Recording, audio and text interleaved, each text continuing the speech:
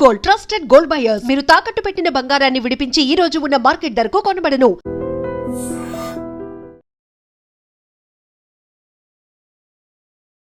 Hi hello namaste, welcome to iDream media. నేను మీ శ్రావ్య.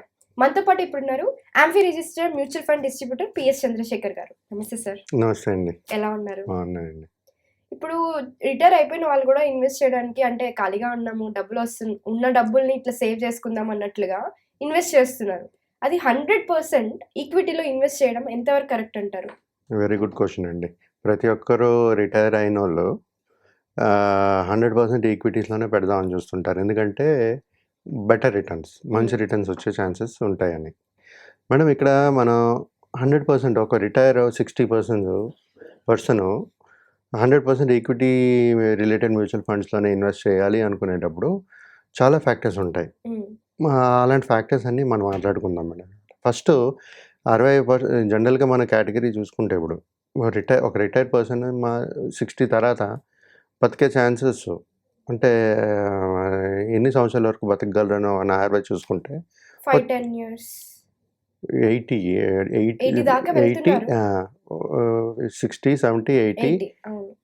30 years on average తీసుకుందాం మనం. ఓకే. అంటే 90 ఇయర్స్ వరకు బతుకుతున్నారే అనుకుందాం. ఓకే. రైట్.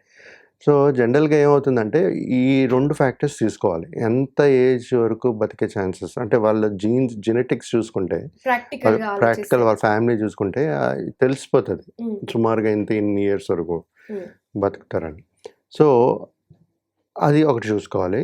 తర్వాత మనకి పెట్టిన పెట్టుబడి ఇన్ఫ్లేషన్ బీట్ చేసే రిటర్న్స్ వస్తున్నాయా లేదా అనేది చూసుకోవాలి. 2 ఫ్యాక్టర్స్. ఓకే.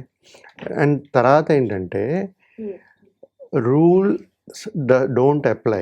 అంటే ఎవరైతే 60 రిటైర్మెంట్ అయిపోతారో 60 ఇయర్స్ దగ్గర, వాళ్ళు ఈ 100% ఈక్విటీలో పెట్టడం ఎంతవరకు కరెక్ట్ అని ఆలోచిస్తే ఈ రూల్స్ ఎప్పుడైతే డోంట్ అప్లై అవ్వదు అంటారో అప్పుడు ఏంటంటే వాళ్ళకి అదర్ సోర్స్ ఆఫ్ ఇన్కమ్ ఉండాలి. రైట్. సో ఒకవేళ రెంటల్ ఇన్కమ్ కానీ వస్తుంది, లేకపోతే ఒక స్పౌస్ శాలరీ ఉంది, దీని మీద డిపెండ్ అవ్వకుండా, ఈక్విటీ మీద డిపెండ్ అవ్వకుండా ఉండేలాగా ఉంటే, అంటే 100% ఈక్విటీలో పెడతారు కదా, వాళ్ళు పెట్టాలని పెట్టేస్తుంటారు. కానీ జనరల్గా మనం మాట్లాడుకునేది ఏంటి, కొంత డెప్త్లో పెట్టుకోండి, రిస్క్ తగ్గించుకుని మార్కెట్ వాలటైల్ కండిషన్స్లో మనం యాడ్ చేసుకోవచ్చు అని చెప్తుంటాం, కాస్ట్ యావరేజింగ్ చేసుకుంటాం. కానీ కొంతమంది ఏంటంటే ఎప్పుడైతే వాళ్ళకి ఈ రూల్ 100% ఈక్విటీస్లో పెట్టచ్చు అనుకునేటప్పుడు వాళ్ళకి ఏంటి, శాలరీ స్పౌస్ కానీ లేకపోతే రెంటల్ ఇన్కమ్ కానీ అదర్ సోర్స్ ఆఫ్ ఇన్కమ్ అనేది ఉండాలి. ఉంటే 100% ఇన్ ఈక్విటీస్ రిస్క్ తీసుకోగలరు ఇదాన్ని అనుకున్నప్పుడు ఈ రూల్స్ అనేది అప్లై కాదు. అంటే కొంత డెప్త్లో పెట్టుకోండి, కొంత ఇది 100% equities depending on the risk appetite. కొంతమంది ఏంటంటే మన ఇందాక మాట్లాడుకున్నట్టుగా కొంత డైవర్సిఫై చేసుకోవడానికి డెప్ట్ ఫండ్లో పెట్టుకుంటారు, bonds which are not risk at all. So ఇలాంటి ఫండ్స్ పెట్టుకునేటప్పుడు కాకపోతే రిటర్న్స్ అనేది అక్కడ తక్కువ జనరేట్ చేస్తుంది, which is not inflation beating returns. Okay. So ఈ విధంగా మన 100% ఈక్విటీ పోర్ట్ఫోలియో అనేది ఇన్వెస్ట్మెంట్ చేసుకోవచ్చు. కానీ ఒకసారి ఆలోచించండి మేడం, ఇప్పుడు ఈ సోర్స్ ఆఫ్ ఇన్కమ్ ఉంది అనుకున్నప్పుడు, అదర్ సోర్స్ ఆఫ్ ఇన్కమ్ ఉంది అనుకున్నప్పుడు పర్వాలేదు, మనం ఇన్వెస్ట్ చేయొచ్చు.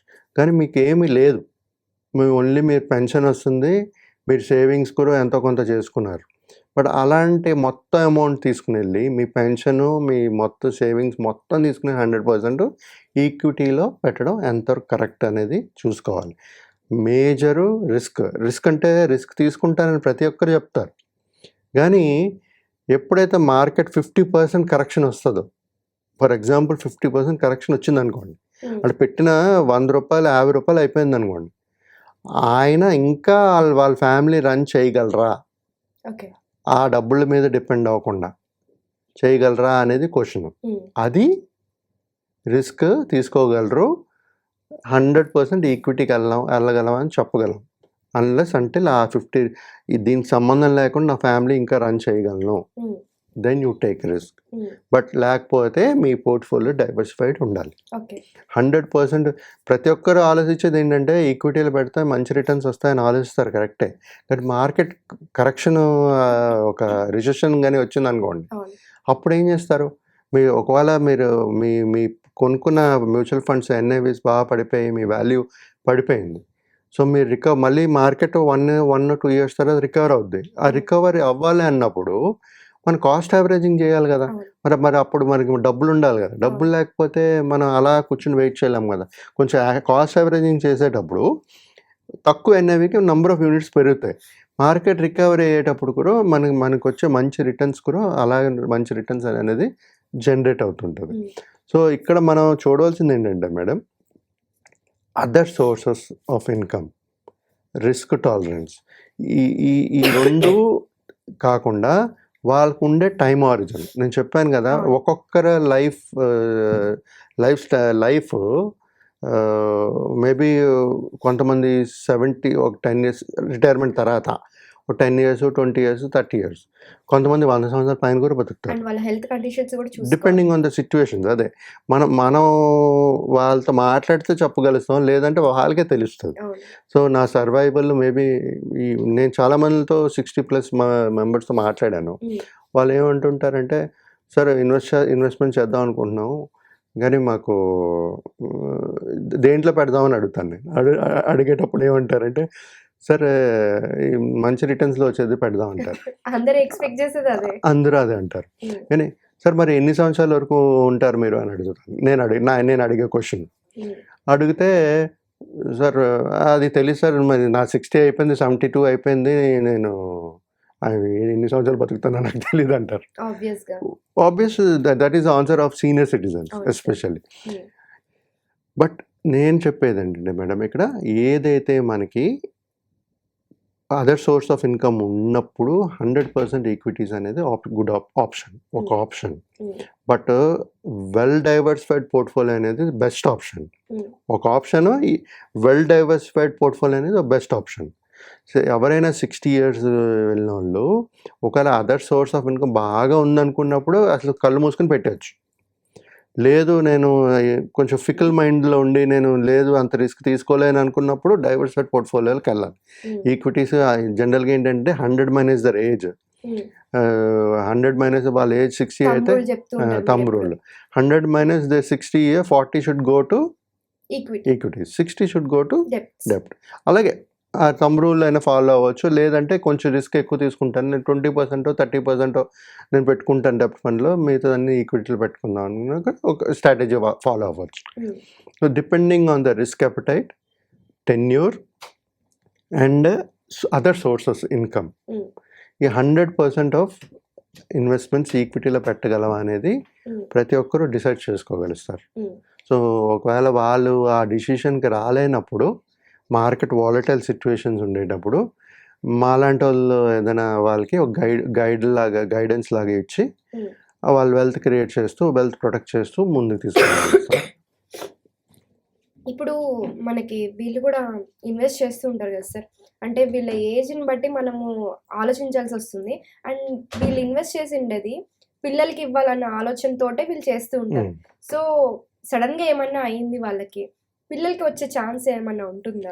పిల్లలు జనరల్గా ప్రతి ఇన్వెస్ట్మెంట్స్కి ఒక నామినీ ఉంటుంది. నామినీ ఉండేటప్పుడు నామినీకి వెళ్తుంది. సో ఆబ్వియస్లీ అది ఉంటుంది.